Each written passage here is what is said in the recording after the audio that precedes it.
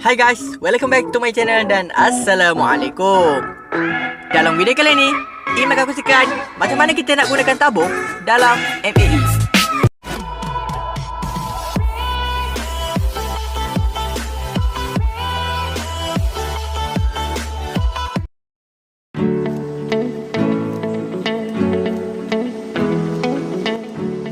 First kali, untuk create tabung, korang buka app MAE dan cari tabung. Lepas tu, korang tekan new tabung untuk create tabung. Lepas korang tekan new tabung, korang pilih kategori untuk tabung. Next step, korang kena namakan tabung korang. Lepas tu, korang kena masukkan berapa ringgit yang korang nak simpan. Seterusnya, korang pilih tarikh bila korang nak start menabung dan tarikh bila korang nak stop menabung. Kalau korang nak menabung dengan orang lain, korang boleh tekan dekat simbol tambah. Lepas tu, korang kena linkkan tabung yang korang buat tadi dengan akaun MAE korang. Lepas dah siap, korang tekan continue. Untuk auto deduction, korang boleh offkan kalau korang tak nak. Akhir sekali, korang tekan create tabung.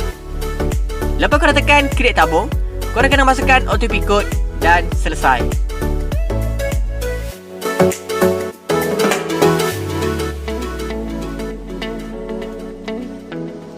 Sekarang, Imran akan tunjukkan macam mana kita nak simpan duit dalam tabung. First kali, korang kena pergi dekat tabung dan pilih tabung yang korang buat tadi.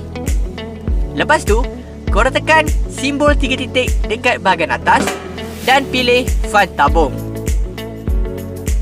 Masukkan berapa ringgit yang korang nak simpan dalam tabung.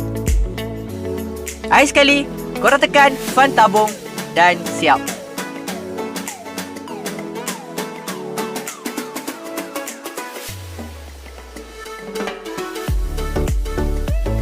Duit yang korang simpan dalam tabung, korang boleh withdraw semula dalam akaun MAE korang. Caranya, korang tekan dekat simbol 3 titik dan pilih withdraw fund. Lepas tu, masukkan berapa ringgit yang korang nak withdraw.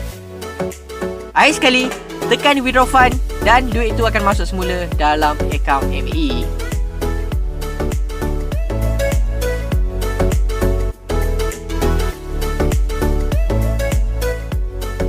Kalau korang dah tak nak menabung, korang boleh delete tabung daripada MAE. Tapi, pastikan yang korang dah withdraw semua duit yang ada dalam tabung sebelum korang delete. Cara untuk delete tabung, korang tekan dekat simbol 3 titik dan pilih remove tabung. Bila keluar pop-up macam ni, korang tekan je remove. Akhir sekali, tekan continue dan siap.